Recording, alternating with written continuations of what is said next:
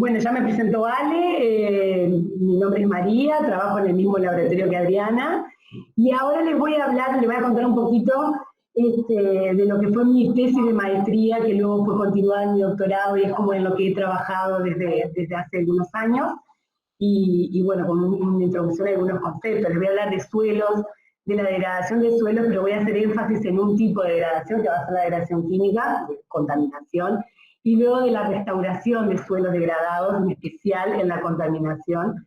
Y como soy microbióloga, le voy a dar un especial foco al rol que cumple la diversidad y más que nada la microbiota del suelo en la restauración justamente de suelos degradados. Bueno, Adriana ya les introdujo el tema del suelo, les habló de salud del suelo, que el suelo es un recurso vivo, repleto de diversidad biológica que cumple funciones y servicios ecosistémicos variados.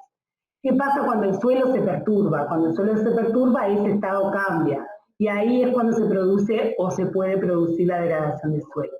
La degradación de suelos es consecuencia de esas perturbaciones y va a depender de la gestión que se haga a ese suelo, que va a poder mantener el estado del suelo, restaurarlo o degradarlo. Cuando hablamos de suelos degradados, hablamos de un suelo que pierde calidad. Y bueno, si van a algunos portales, algunas web, al día de hoy se habla de porcentajes de hasta el 40% de los suelos del planeta que están degradados. Lo cierto es que hace 8 años, en el 2015, la FAO estimaba que el 33% de los suelos del planeta tienen cierto grado de degradación, lo cual es muchísimo. Y lo más grave del problema es que queda poco margen para extender la tierra cultivable en todos los países. Entonces eso agrava muchísimo el problema de la degradación de suelos. Cuando hablamos justamente de degradación de suelos, hablamos de cambios en el estado del suelo que lleva a que ese suelo degradado deje de brindar las funciones y los servicios ecosistémicos que venía brindando. ¿Cuáles son las causas de la degradación de suelo? Son varias.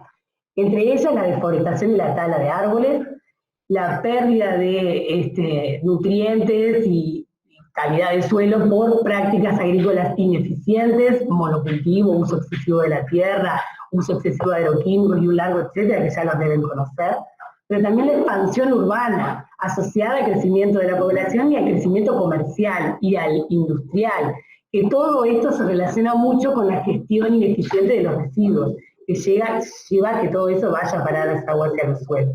Y también el cambio climático. Todo eso es causa de la degradación de suelos. Hay varios tipos de degradación de suelo, la FAO describe 9, que son las que les muestro aquí. 9 tipos de degradación de suelo. Por un lado, la compactación o aumento en la densidad del suelo por la pérdida de macroporos, o la pérdida de suelo superficial por erosión, la acumulación de sales hidrosolubles que produce salinización, o el descenso en el pH que acidifica los suelos, el sellado del suelo que se debe a la cobertura de la superficie del suelo con material impermeable artificial, esto sucede mucho en las ciudades, el exceso o la falta de nutrientes, la pérdida de biodiversidad, que habló mucho Adriana ahora de eso, o la pérdida de carbono orgánico en el suelo. Estos son los tipos de degradación de suelo. Me faltó la contaminación, que es en el que voy a hacer más énfasis en la charla de hoy, que se debe a la acumulación de sustancias tóxicas en el perfil del suelo. ¿Qué causa cualquier tipo de degradación de suelo? Una reducción en los servicios ecosistémicos que ese suelo venía brindando. Y eso tiene efectos directos en el agua, tanto en la calidad como en la cantidad, pero también en la producción de alimentos, tanto en cantidad como en calidad. Acentúa el cambio climático y lleva a una crisis humanitaria tremenda. Por eso se habla de que la degradación de suelo está asociada a unos costos enormes. Es un problema mundial, es uno de los más importantes del siglo XXI y por eso cada vez se le da más énfasis. La erosión es el tipo de degradación de suelo más importante a nivel mundial. Y nosotros yo ahora le voy a dar énfasis a la contaminación, que es la degradación química de los suelos por acumulación de tóxicos. La contaminación tiene el mayor efecto en la producción de alimentos, tanto en cantidad como en calidad, en seguridad de esos alimentos. También afecta al agua, porque, bueno, contamina cualquier tóxico que esté acumulado en el suelo puede ir a parar al agua subterránea y así contaminar los cursos, ¿no? La contaminación en específico es la degradación química de los suelos, que se da por acumulación de sustancias tóxicas. Esto se debe a varios tipos de actividades casi que exclusivamente antrópicas. Este tipo de degradación es causada por el hombre, este tipo de degradación del suelo es causada por el hombre, y se debe más que nada a la actividad de las industrias, de la minería y de la agricultura, todo esto asociado a una mala gestión de los residuos, tanto orgánicos como inorgánicos, que se gestionan mal y van a parar a los suelos. Lo que sucede a nivel de suelo es que la contaminación no afecta tanto las propiedades físicas del suelo, pero sí las químicas y las biológicas. Y lo que se da es un desequilibrio o se afecta ese equilibrio delicado que existe entre los químicos del suelo y la biota en general, no solo micro, y la diversidad biológica del suelo. Lo que sucede es que el suelo actúa como un filtro, que, bueno, se puede saturar por los tóxicos, y cuando eso sucede, pierde el estado y pierde la capacidad de brindar las funciones que venía brindando. Cuando hablamos de contaminación, generalmente, si le preguntamos a cualquiera, le relaciona con contaminación con hidrocarburos, o con metales pesados, o con pesticidas. Generalmente se asocia con esas tres, pero no es la única contaminación del suelo que sucede. Hoy día un problema enorme, tremendo, es la contaminación de los suelos con compuestos antimicrobianos, como los antibióticos, que también se acumulan en los suelos, están presentes, y cada vez más, y eso tiene el potencial de disparar la evolución de bacterias resistentes, lo cual es un problema tremendo a nivel mundial. Y otro tipo de contaminación que es emergente es la acumulación de partículas plásticas o microplásticos, que en realidad es más importante en aguas, pero puede ir a parar a los suelos y ahí también afectando todo lo que es ese equilibrio delicado que existe entre la química del suelo, las propiedades químicas y la diversidad biológica presente ahí. Lo que sucede con la contaminación es que se afecta la productividad toda a nivel de diversidad biológica. Se afectan todos los tipos de organismos, tanto en la parte subterránea como arriba. Todos los tóxicos que están en el suelo van a pasar de un organismo a otro, y si son absorbidos por las plantas, pueden llegar a los humanos si consumimos esas plantas con los tóxicos, y a otros animales. Y así se va acumulando a lo largo de la red trófica, produciéndose justamente esa bioacumulación. El principal efecto de la contaminación se da a nivel de la producción de alimentos, tanto vegetal como animal, que va a parar luego al hombre. Entonces siempre hablamos de contaminación del suelo afectando la productividad del suelo en términos de producción de alimentos, tanto en cantidad se reduce como en calidad en términos de salud, ¿no? Salud. Ahora, frente a la contaminación y cualquier degradación, cualquiera de los 9 tipos de degradaciones que reconoce la FAO de los suelos, ¿qué se puede hacer? ¿Se puede revertir la degradación de los suelos?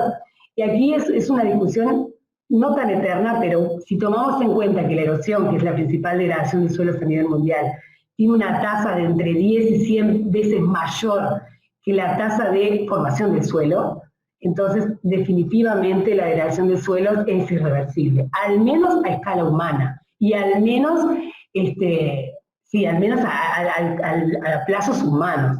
Pero ¿se puede hacer algo? Sí, se puede hacer algo para revertir en cierta medida la degradación de suelos y frenarla, y conservar aquellos que aún no han sido degradados. Entonces ahí es cuando hablamos de restauración de suelos, también lo van a ver por ahí como rehabilitación de suelos, que se trata de restaurar, rehabilitar o mejorar los suelos que ya fueron degradados. Pero dentro del término restauración también se asume, se agrega el conservar la calidad de los suelos que aún no han sido degradados. Entonces cuando hablamos de restauración del suelo hablamos de restaurar, de mejorar y de conservar los suelos que aún no han sido degradados. Es un tema complejo porque necesita de medidas tanto políticas como empresariales y sociales dirigidas a manejar el problema. No es tan fácil, pero bueno, se tiene que buscar la forma de sensibilizar a la población del problema, que es enorme y es muy costoso, y de llevar a acciones, ¿no? Acciones para revertir eso. La restauración del suelo se puede dar por métodos químicos, físicos o biológicos, al igual que la degradación puede ser química, física y biológica, lo mismo con la restauración. Por ejemplo, un proceso térmico es el que se usa en contaminación de suelo para estabilizar contaminantes inorgánicos o para degradar los orgánicos. Es un proceso que se puede utilizar a altas temperaturas, se degradan los tóxicos orgánicos o se pueden estabilizar algunos inorgánicos, pero es muy costoso y generalmente está atado a otros procesos porque se pueden generar cenizas ricas en esos tóxicos, o se pueden generar líquidos, o se pueden generar gases, compuestos que se separan y se volatilizan. Entonces requiere otras medidas a consecuencia de ese otro proceso. La restauración en general es así, no hay una medida que te saque el tóxico de una, si hablamos de contaminación, sino que son medidas que van una atadas a la otra para llegar a un punto final. El tipo de restauración que utilicemos va a depender mucho del tipo de degradación que tengamos en el suelo. Esa degradación puede llevar a que se pierda calidad física en el suelo, por ejemplo, se pierde estructura, o se pueden perder propiedades químicas cuando se pierde fertilidad, o afectar de otra forma, como la capacidad de regular el clima, o la capacidad de regular la calidad del agua.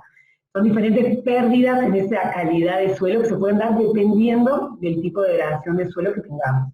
Hay muchas medidas para restaurar esos suelos y muchas de ellas involucran paquetes de prácticas agrícolas que, bueno, en paquete constituyen nuevas formas de agricultura, como la agricultura regenerativa o la agricultura orgánica, o prácticas agrícolas que son dirigidas hacia la agricultura sostenible. Lo importante aquí es resaltar que en las paquetes de restauración es donde más entra en juego la biodiversidad o la diversidad biológica del suelo. Es ahí donde más lo podemos usar. Entre las estrategias biológicas para restaurar suelos, lo que se trata de hacer es explotar las capacidades que ya tiene la biota, o más que nada la microbiota del suelo, lo que ya saben hacer los organismos presentes en el suelo para restaurarlo. Entonces, así como ya se utilizan bioinsumos como inoculantes, o enmiendas orgánicas como el compost, o compuestos derivados de organismos para mejorar la calidad del suelo. También el uso de plantas nativas que están adaptadas al terreno, entonces son útiles para justamente el terreno especial que está degradado. De ahora en más les voy a hablar de la restauración de suelos degradados químicamente, los suelos contaminados, y cómo se puede explotar las capacidades de los organismos de desintoxicar al suelo de compuestos tóxicos. Y ahí es cuando entramos en el término de bioremediación. Generalmente cuando hablamos de remediación nos referimos a restauración de suelos contaminados. No se utiliza mucho el término remediación para restauración de otros tipos de degradación, sino que es como que se utiliza sobre todo para suelos contaminados. Y cuando hablamos de bioremediación, hablamos de remediación basada en métodos biológicos. Para remediar un suelo contaminado hay muchas estrategias que se pueden usar. Las que más se utilizan son fisicoquímicas, como por ejemplo precipitar los compuestos, sobre todo inorgánicos, como sales, que quedan estabilizadas en el suelo y no causan daño. O estrategias mecánicas que implican retirar el suelo, mucho suelo, y se lo llevan y se acumula, se confina en ciertos lugares. O bueno, térmicas, como les conté hace un ratito. O está la bioremediación. La bioremediación es la destrucción o eliminación de tóxicos, sean orgánicos o inorgánicos, del suelo, también es válido para agua, usando lo que los organismos ya saben hacer, usando actividad biológica natural. Cuando hablamos de bioremediación, generalmente nos referimos a remediación por microorganismos. Para plantas hay un término específico que ahora después lo voy a contar. Pero bueno, como término genérico involucra la acción tanto de microorganismos o plantas o compuestos derivados de ellos, para detoxificar suelos contaminados. La bioremediación depende de un montón de factores, entre ellos uno importantísimo es el tipo de tóxico que existe en el suelo. Cuando hablamos de compuestos orgánicos no es lo mismo que compuestos inorgánicos. En el caso de los compuestos orgánicos, la bioremediación lo que hace es explotar la capacidad de los organismos, sean microorganismos o plantas, para degradar a esos compuestos orgánicos. Entonces ahí lo que puede suceder es que el organismo que utilicemos, el microorganismo que utilicemos, sea capaz de degradar el tóxico orgánico totalmente, y entonces eliminamos el problema del suelo. Pero muchas veces lo que sucede es que esa degradación no lleva al final de ese compuesto, sino que se generan compuestos intermedios con toxicidad intermedia. En el mejor escenario lo que buscamos es que la degradación sea total, y si no parcial, pero producir compuestos menos tóxicos. También hablamos de movilidad, cuando la degradación es parcial y produce compuestos intermedios que son menos móviles, entonces quedan en cierto grado estabilizados en el suelo. Cualquiera de esas medidas es útil en términos de bioremediación. La ideal es que el compuesto se degrade totalmente. Lo cierto es que en la bioremediación de compuestos orgánicos generalmente no actúa solo un organismo o un microorganismo, que hablamos de microorganismos, sino que se habla de consorcios microbianos, en el que un microorganismo ataca el compuesto original, lo degrada hasta cierto compuesto y ese es atacado por otro, y así sucesivamente en cadena. Entonces hablamos de consorcios microbianos en estrategias de bioremediación. Eso sucede mucho con bioremediación de hidrocarburos. Después, cuando pasamos a hablar de compuestos inorgánicos, ahí es otro cantar y es otro tema. ¿Por qué? Porque inorgánicos, por ejemplo, son los metales pesados, que no son biodegradables, no son degradables. Entonces ahí no nos queda otra estrategia que es separar al compuesto inorgánico de donde está, en este caso va a ser el suelo, separarlo de algún modo del suelo, acumularlo, confinarlo en un espacio mucho más reducido y bueno, dejarlo como en un espacio, o reducirlo o confinarlo, sacándolo del suelo, pero no es degradable como es el caso de los compuestos orgánicos. Igual hay un montón de estrategias que están presentes sobre todo en microorganismos para atacar, por ejemplo, los metales pesados. Los metales pesados se pueden reducir u oxidar cambiando su forma y ahí puede cambiar su toxicidad. Es el caso del cromo, cuando el cromo 6 es el tóxico, el cromo 3 no es tóxico. Entonces la reducción de cromosidad de cromo 3 hace que ese compuesto quede en un estado no tóxico. Pero bueno, hay otras estrategias como la acumulación de esos metales pesados por las células microbianas, tanto adentro como afuera. Se puede acumular en la biomasa, se puede acumular en compuestos extracelulares, en exopolisacáridos. Si los microorganismos forman biopelículas o biofilm, también se acumulan ahí. Algunos se pueden volatilizar. Hay un montón de estrategias que se pueden explotar en la bioremediación de compuestos inorgánicos, que es lo que vamos a ver un poco más después, que es lo que justamente en eso trabajé en lo que fue mi tesis de maestría. Yo les dije que para cuando hablamos de plantas en el uso de bioremediación hay un término más específico y en este caso es la fitoremediación.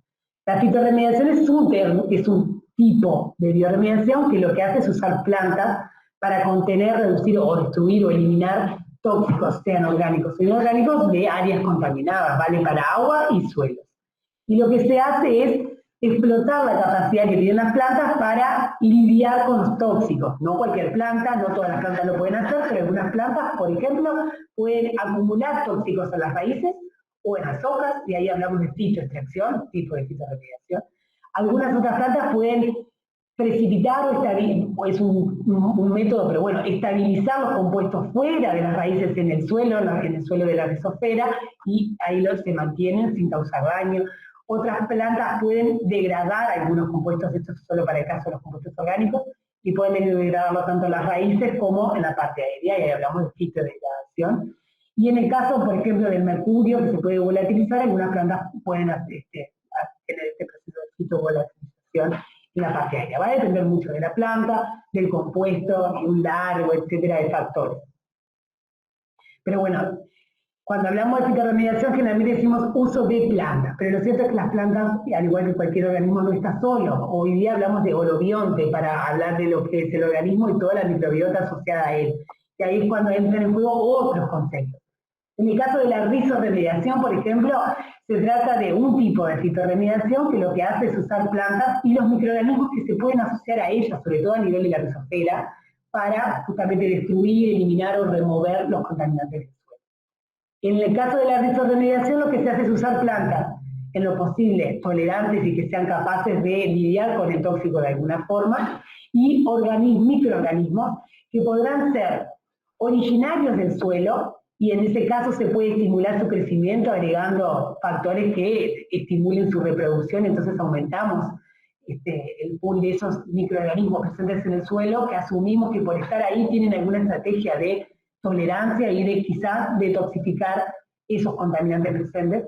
Pero también está la bioaumentación, que hace referencia a cuando se incorporan al suelo contaminado microorganismos que son de otro sitio, pero que tienen la capacidad de lidiar con el tóxico que esté presente ahí, de degradarlo si es orgánico o bueno, de lidiar con el si es inorgánico. En ese caso hablamos de bioaumentación, se explotan microorganismos ajenos, exógenos, que se agregan al sitio contaminado. Hay ventajas y limitantes en el uso de la bioremediación, sea bio por micro o fitorremediación. La ventaja más grande es que son menos costosas, pero a mí me gusta resaltar que a nivel ambiental la bioremediación o fitorremediación, cualquiera de las dos, no tienen competencia. Son estrategias que mantienen al suelo biológicamente activo, traen otras ventajas como por ejemplo en el caso de la fitorremediación se mantiene el suelo, aunque esté contaminado y esté hecho paté, lo mantiene con una cobertura vegetal que le da otras ventajas a la estrategia, como la incorporación de materia orgánica, la disminución de la erosión, la pérdida de suelo superficial y un largo etcétera que seguro lo saben. Entonces, a nivel ambiental, tener fitorremediación, sobre todo el usar plantas sobre un suelo contaminado, no tiene competencia. Pero tiene una gran limitante. Bueno, otras ventajas es que a nivel social es mucho más aceptado que retirar grandes y grandes cantidades de tierra, por ejemplo, contaminada, y llevársela a otro sitio. Estéticamente el lugar es diferente y a nivel social es más aceptado tener plantas, por ejemplo, en un suelo contaminado que retirar toneladas de suelo para llevártelo a otro lado. Y bueno, y lo de grandes superficies no es menor porque al ser un tratamiento biológico y por ejemplo en el caso de la fitorremediación poder plantar grandes superficies de plantas o si no, una gran cobertura vegetal se puede aplicar en grandes superficies contaminadas, algo que por ejemplo el objetivo del suelo no es aplicable cuando tenés grandes y grandes superficies. Pero la grande ventaja que tiene la fito y la bioremediación, o cualquiera de las dos, micro o vegetal, es que son muy, muy, muy lentas. Para ver un efecto de detoxificación en el suelo se requieren años y años y años. Entonces eso es como una estrategia muy a largo aliento, como les puse ahí, que requiere mucha voluntad política y empresarial. O sea, los ánimos para llevarla a cabo son mucho mayores que hacer algo que sea inmediato. Y bueno, el éxito va a depender de las ganas, pero también va a depender de qué tipo de tóxicos en el suelo, de qué planta elijan, porque por más que sean plantas ideales para fitorremediación, la biomasa vegetal generalmente sigue siendo baja, entonces por eso también lleva muchos años. Y bueno, y algo que no es menor es que cuando hablamos de un suelo contaminado, realmente no hay un suelo contaminado. Sobre todo cuando hablamos por metales pesados, no suele haber solo plomo en un suelo, sino que suele haber plomo, cromo, arsénico. Son muchos. Entonces no es lo mismo la estrategia dirigida a plomo que a cromo, que a arsénico, y ahí entran como otras cosas en acción. Pero bueno, es sumamente atractiva, está muy, muy limitada a nivel de aplicabilidad, o sea, hay muy pocos casos, si ustedes buscan la bibliografía, in situ no van a encontrar mucho, pero aquí les muestro uno, al menos uno. En este caso es un suelo contaminado con el petróleo crudo, con un derrame accidental, es un suelo, la unidad experimental es en Pakistán, y lo que se utilizó acá es una estrategia de fitorremediación mediada por microorganismos usando la bioaumentación. Entonces usaron 2 gramíneas en el suelo contaminado con petróleo crudo, y además usó Pseudomonas acinetobacter y Klebsiella, que son endófitos de estas 2 gramíneas, y bueno, se evaluó luego de 90 días, esto se continuó, pero no conseguí datos, pero al menos a los 90 días se evaluó qué pasaba en ese suelo, y lo que encontraron estos autores es un crecimiento vegetal mayor cuando las gramíneas están inoculadas con las bacterias endófitas, una degradación del petróleo crudo y un aumento en la salud del suelo. A nivel bacteriano, además, se encuentra que hay una mayor persistencia y diversidad bacteriana en el suelo con vegetación, o sea, cuando están las dos, ¿no? Hay mayor persistencia de las endófitas en el suelo y cuando están las gramíneas. Este es un caso de éxito in situ de fitorremediación asistida por bacterias. Pero bueno, en este caso justo es un caso referido a contaminación orgánica con hidrocarburos. ¿Qué pasa cuando la contaminación es inorgánica? Y bueno, acá les voy a contar un poco de la contaminación del suelo con metales pesados como el plomo, el cromo, el zinc, o también se utiliza para metaloides como el arsénico o como el telurio.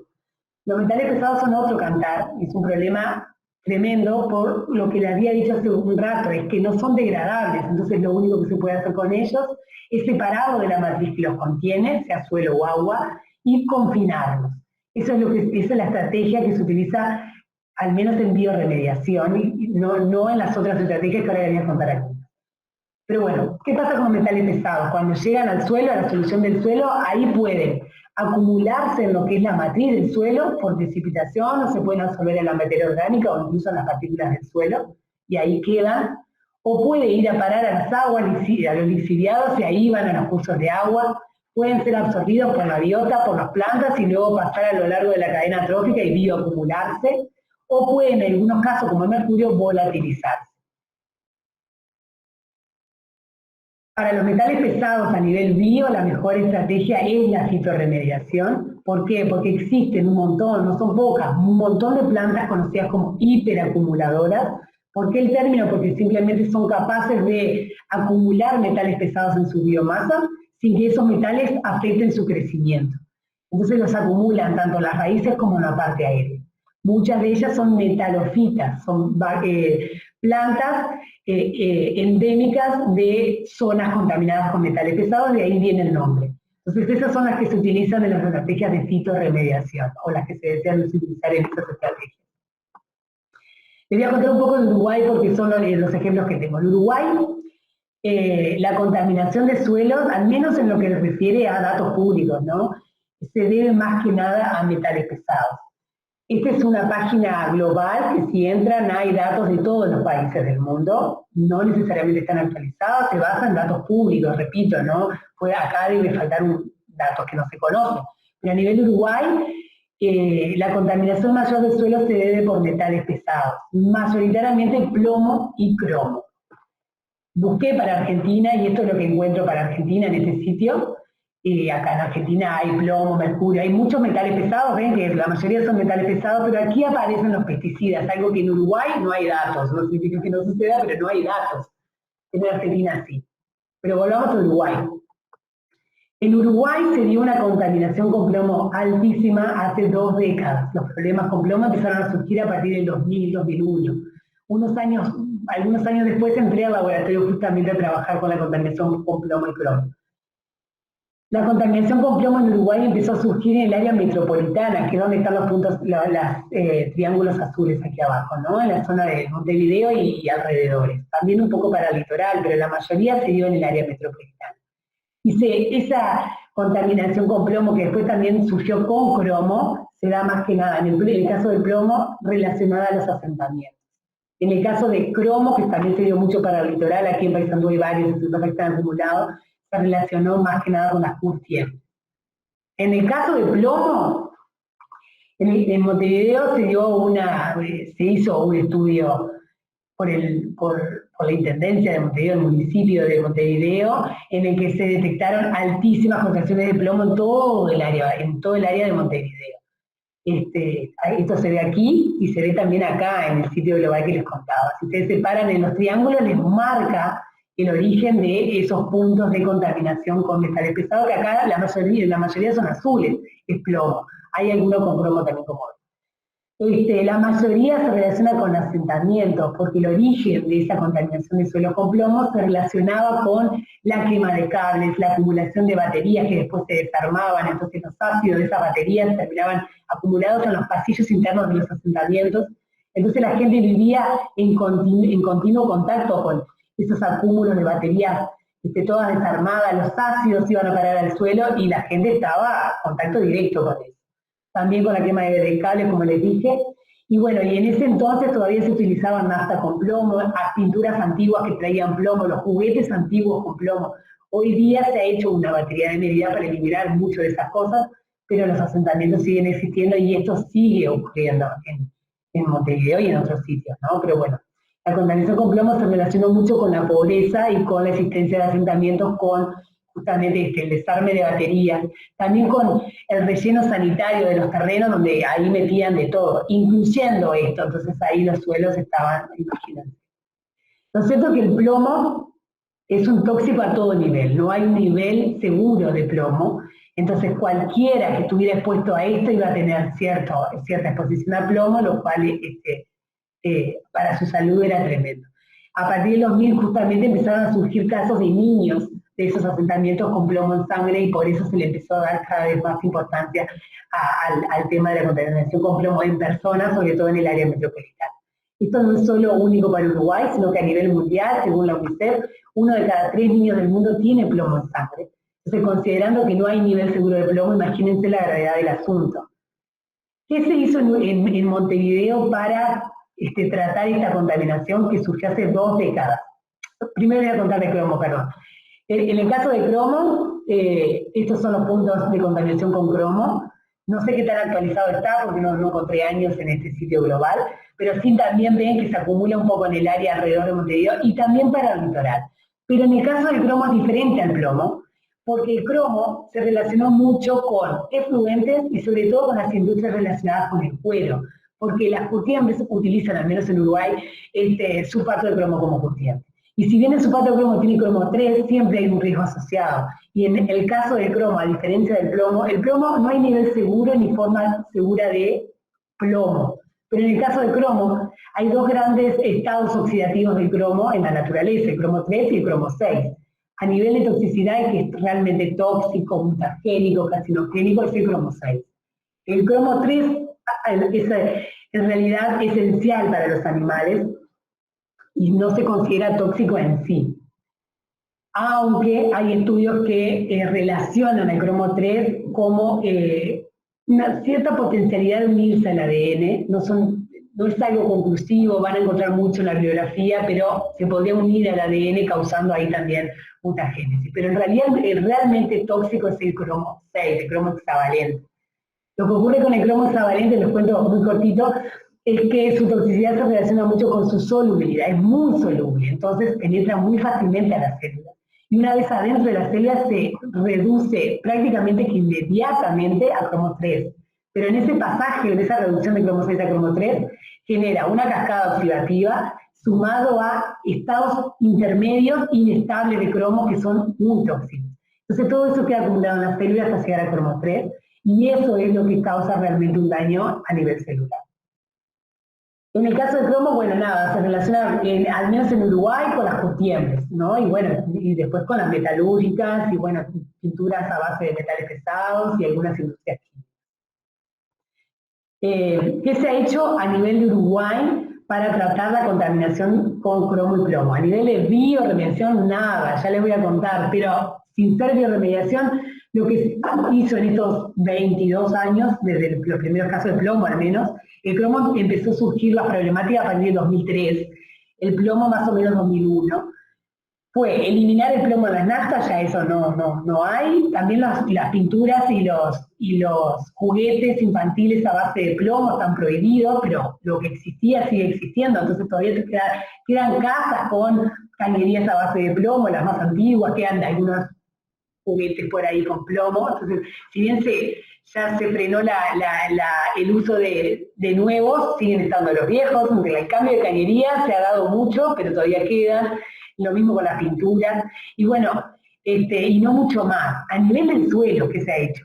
En el caso del plomo, aplicar fosfato apatita, que lo que hace es precipitar el plomo como una sal que queda precipitada en el suelo. Entonces, no elimina el problema del plomo del suelo, pero lo deja de una forma estable que no causaría toxicidad. Esto es una discusión eterna, porque no deja de ser un equilibrio con el pH. Cambiando las condiciones del suelo, existe el riesgo de que el plomo vuelva a quedar liberado. Pero bueno, es una solución que se ha aplicado muchísimo en los suelos de asentamientos en Montevideo. Después lo que se ha hecho muchísimo es, bueno, sacar a la gente de ahí, realojarla, hacer barrios para ellos y sacarlo de ese suelo que está contaminado, demolición de todas las estructuras, para luego hacer justamente la aplicación de fosfato apatita y otras cosas. En algunos lugares puntuales en los que se da niveles muy altos de contaminación, lo que se hace es sacar el suelo superficial y se confina en otros sitios. Y en algunos sitios lo que se ha hecho es la cementación, es una cobertura impermeable del suelo, dejando el suelo subterráneo, digamos, no en contacto con la población, pero no elimina el problema de contaminación en el suelo. Este es el último caso público conocido de un asentamiento en Montevideo, ex asentamiento Isla de Gaspar, que presentaba contaminación con metales pesados. No se detectó contaminación con compuestos orgánicos, al menos a nivel superficial, pero sí a nivel superficial había un cóctel de metales pesados en esos suelos tremendo. uno de los más acumulados era el plomo, entonces las estrategias usadas se dirigieron más que nada al plomo, aunque habían otras cosas. Cromo, por ejemplo, también había en este asentamiento. Y aquí lo que se hizo fue el encalado de los suelos, la agregación de fosfato apatita para precipitar al plomo, agregar enmiendas orgánicas y se propuso a nivel estatal la creación de un humedal artificial que formara parte de todo un parque que ya se inauguró, un ecoparque en la zona, o sea, debajo de todo este ecoparque es donde estaban esos suelos contaminados y ese asentamiento de Isla de Gaspar. La creación de esta humedal artificial es lo más cercano que encontré a un caso de bioremediación, en este caso fitorremediación en Uruguay, que no sé si se llevó a cabo porque en el parque no encontré, no sé si existe esto. Pero bueno, la idea del humedal artificial era crear un cantero central que iba a cubrir esta zona amarilla que ven acá.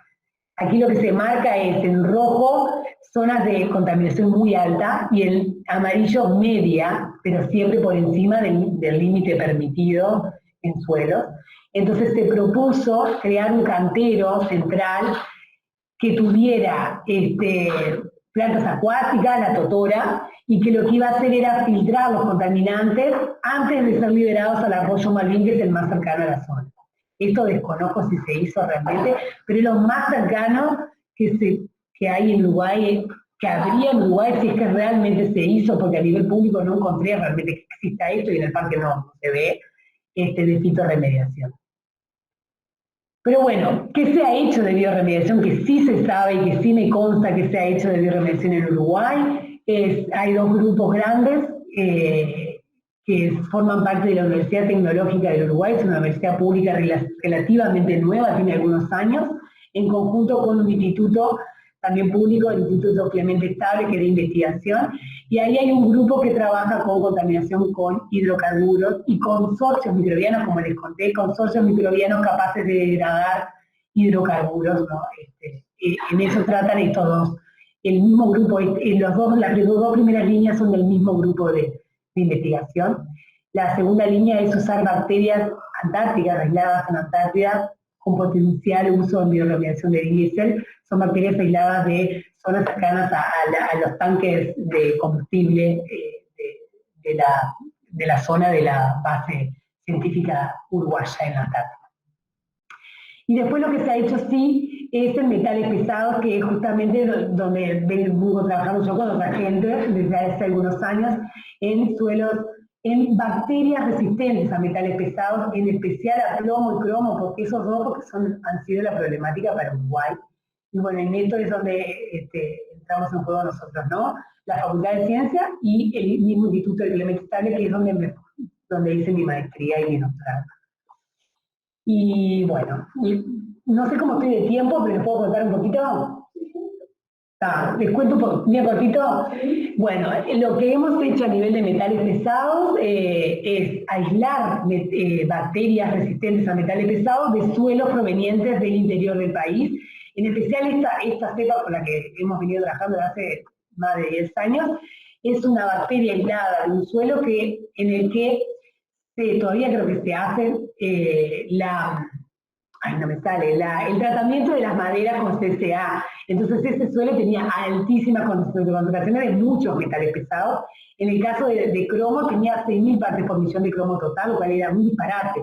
Entonces ese suelo lo que logramos es aislar varias bacterias resistentes a cromo, en especial esta, nos quedamos con esta, porque tenía varias particularidades. Por un lado toleraba de todo, es capaz de reducir enzimáticamente el cromo hexavalente a cromo trivalente, lo cual esto le da un atractivo tremendo. Recuerden que este es el tóxico, este es el no tóxico.